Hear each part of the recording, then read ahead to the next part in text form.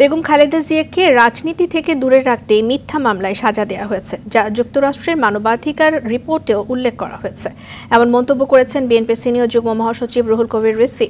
নয়াপল্টনে কেন্দ্রীয় কার্যালয়ে সংবাদ সম্মেলনে দেশের সকল আইন আদালত প্রধানমন্ত্রী শেখ হাসিনার ইচ্ছা অনুযায়ী চলে বলেও মন্তব্য করেন তিনি।